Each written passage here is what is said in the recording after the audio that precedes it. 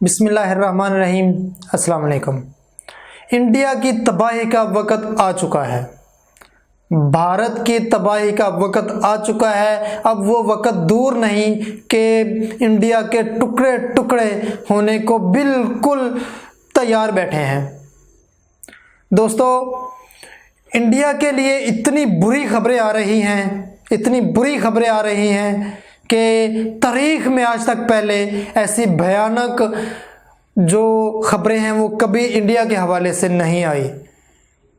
ज़ालम तो ये शुरू से ही है, पिछले 70-72 साल से ये कश्मीरियों पर इतना जुल्म कर रहा है, मुसलमानों पर इतना जुल्म कर रहा है, सिखों पर इसने इतना जुल्म किया है, लेकिन इतना बुरी हालत इसकी कभी नहीं हुई जितनी आज है।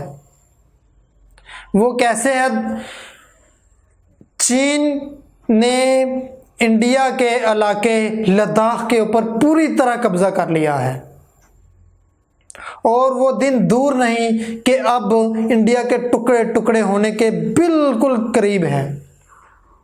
इतने टुकड़े होंगे इंडिया के कि इंडिया गिन नहीं पाएगा और ये संभल नहीं पाएगा। वजूहात क्या है? इसने इतने दुश्मन पैदा कर लिए हैं अपने कि अब इसका बचना नामुमकिन हो चुका है।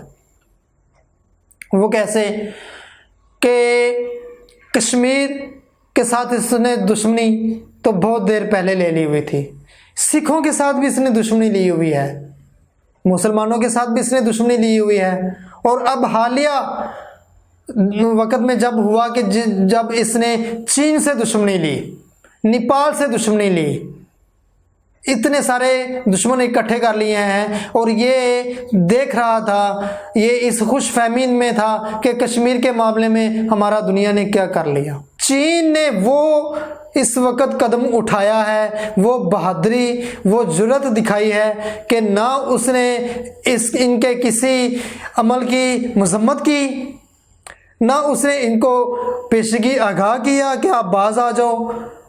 जब इसने लद्दाख का स्टेटस चेंज करने की कोशिश की, वहाँ पर अपना सड़क बनाने की कोशिश की, तो फौरी रिएक्शन, चीन ने फौरी रिस्पॉन्ड किया और अपने फौजी घुसाए और विद इन 24 आवर 60 किलोमीटर पर स्क्वायर उसने कब्जा कर लिया लद्दाख के ऊपर और इंडिया को लेने के देने पड़ गए। उन्होंने बारहा हॉटलाइन के ऊपर राब्ता करने की कोशिश की, मेजर कर्नल लेवल के ऊपर मुज़ाकरात करने की कोशिश की, लेकिन चीन ने बिल्कुल कहीं पर कोई जवाब ना दिया और कोई ना इनकी सुनी। एक ही सवाल किया कि आप लद्दाख की पोजीशन को वापस लेके आए। जो इन्होंने 370 इंडिया में ख़त्म किया वही लद्दाख के ऊपर भी लागू होता है।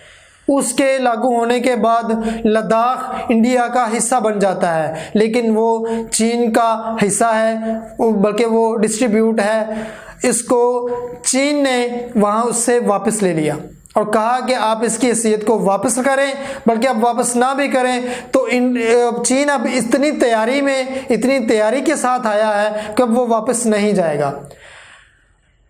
कश्मीर में जब डे 1 जब पहले दिन इन्होंने कर्फ्यू लगाया तो पूरा फोकस इनका कश्मीर पर और पाकिस्तान पर आ गया, इंडिया का। तो बैकडोर क्या हुआ? यहाँ पर महाज इन्होंने गर्म करने की कोशिश की, पाकिस्तान के साथ जंग करने की कोशिश की, छेड़छाड़ की, LOC पर वायलेशन की, और ये सब करने के बाद ये पूरा यहाँ पर आ गया। इसका फ़ायदा उठा लिया चीन ने और उसने उतने जब आपको अब देख लें कि पिछले 8-10 महीने लगाकर चीन ने लद्दाख के ऊपर अपने बंकर बना लिए, अपनी एयर बेसिस कायम कर ली और पूरी तरह वहाँ पर उसने अपना कब्जा जमाने के लिए अपना असला और अपने जहाज़ और अपने फौजी उतार दिए। तो जब इंडिया ने 370 लगाने के बाद वहाँ पर लद्दाख पर अपनी रोड सड़क बनाने की कोशिश की तो फौरी रिस्पॉन्ड दिया फौरी रिस्पॉन्ड किया चाइना ने, और उसने देखते ही देखते अपना लद्दाख के ऊपर कब्जा जमा लिया। और इंडिया के लिए इतनी बुरी खबर वो हुई कि इनकी मीडिया चीखने लग गया, इनके ब्रिगेडियर चीखने लग गए, इनकी फौज चीखने लग गई कि ये क्या हो गया है।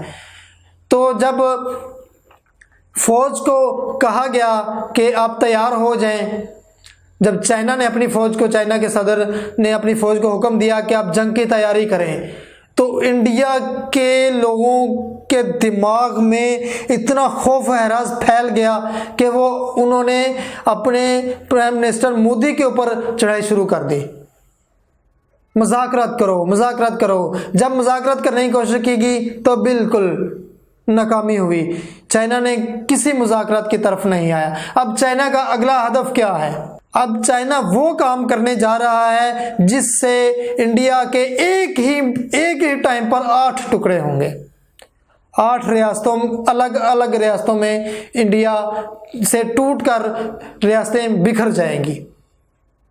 और वो कौन सी जगह है? वो जगह है सिलीगुड़ी कॉरिडोर, जिसको इंडिया की चिकन नेक भी कहा जाता है। चिकन नेक एक इस वजह से कहा जाता है कि वो जो सिलीगुड़ी कॉरिडोर है ना, वो बिल्कुल एक तंग रास्ता है। 17 मीटर का एक रास्ता आप कह लें उसको, कि बिल्कुल एक सड़क जितना रास्ता है। बड़ी सड़क आप 50-60 फुट की सड़क बना ले तो इतना रास्ता वो बनता है। उसके एक तरफ बंगाल है, दूसरी तरफ नेपाल है। एक तरफ बांग्लादेश है, दूसरी तरफ नेपाल है। बीच से ये सड़क गुजरती है। तो नेपाल के साथ जब इसकी कशीदगी शुरू हुई तो नेपाली जो प्राइम मिनिस्टर है उसने भी मोदी को आड़े हाथों लिया। उसने भी कहा कि आप मेरे इस रियासत के अंदर कोई भी अपना हुक्म नहीं चला सकते, यहाँ पर भी 370 लागू नहीं कर सकते। और चाइना ने अब ये प्लान तैयार कर लिया है, अपनी फौजें वहाँ पर उसने रेडी कर ली हैं, अपना असला वहाँ पर लद्दाख के अंदर जमा कर लिया है। इवन के उसने अपने लड़ाका तैयारे और एयरफोर्स भी वहाँ पर तैयार कर ली हुई है। और सिलीगुड़ी कॉरिडोर को वो काटने की तैयारी कर रहा है, जिसके बाद इंडिया की 8 रियासतें, इंडिया से कनेक्शन कट जाएगा, जिसमें मौजूद है सिक्किम, नागालैंड, मणिपुर, आसाम, त्रिपुर, मेघालय, अरुणाचल प्रदेश, मिजोरम। और ये 8 रियासतें इंडिया के हाथ से निकल जाएंगी। ये दोस्तों इतना बड़ा धचका है इंडिया के लिए। अच्छा, ये समझने की ज़रूरत ये है कि कश्मीरियों का खून कब रंग लाएगा, पाकिस्तान कब स्टैंड करेगा। अब हुआ ये कि इस कश्मीर और पाकिस्तान की जब कश्मीर की वजह से पाकिस्तान और इंडिया में जब आपस में महाज गर्म हुए तो चाइना ने ये अपना काम कर दिया और बहुत अच्छा किया। और ये भी एक पॉलिसी होती है अपर लेवल बैकडोर तक, तो बैकडोर जगहों पर ये पॉलिसियाँ जो है वो मुरतब की जाती हैं। बहुत अच्छा हुआ। लेकिन इंडिया के हवाले से मैं आपको ये बता देना चाहता हूँ कि ये इतना कमज़ोर और इतना डरा हुआ है कि क्या कर लिया इसने चाइना का। और चाइना कह रहा है कि मैं जो सिली कॉरिडोर है उसको काट दूंगा, तो अब कुछ भी नहीं कर पा रहा इंडिया, सिर्फ बुखला रहा है। और इसने मदद मांगी, जब भागकर डोनाल्ड ट्रंप को फ़ोन किया और उससे मदद मांगने की कोशिश की, तो चाइना ने फिर रिस्पॉन्ड किया। चाइना ने फिर कहा कि अगर इंडिया चाइना और अमेरिका के बीच में आने की कोशिश करेगा तो हम इसको वो धचका पहुंचाएंगे, हम इसको वो घाव लगाएंगे कि सारी ज़िंदगी इसकी मईशत संभल नहीं पाएगी। और वो कहाँ से धचका लगाएंगे? चिकन नेक से लगाएंगे कि इसकी 8 रियासतों को इससे काट देंगे। तो अब जब वो अपने उस रास्ते से सिलीगुड़ी कॉरिडोर से जब जाता है, तो जब वो कट जाएगी, जब चाइना उसको काट देगा, तो इसको समंदर के रास्ते जाना पड़ेगा, बांग्लादेश और बर्मा से होते हुए।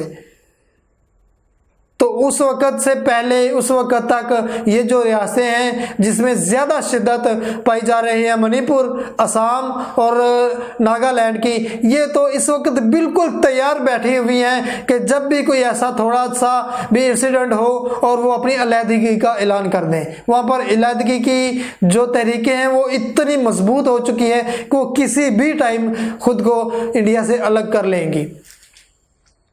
तो दोस्तों, ये डरा हुआ इंडिया, ये बुखलाया हुआ इंडिया इतना कमज़ोर हो चुका है। आप आने वाले वक्त में देखिएगा कि इसके कितने टुकड़े होते हैं और पाकिस्तान को भी अब कश्मीर के हवाले से स्टैंड लेने की ज़रूरत है। अब वक्त आ चुका है कि हम खाली वो एक तकरीर करने से और खाली बयानबाजी करने से अमली तौर पर इस मैदान में उतरे और अल्लाह ताला हमारा हामी और नासर हो, हमें अल्लाह ताला कामयाबी अता करे। पाक फौज जिंदाबाद, पाकिस्तान पाइंदाबाद।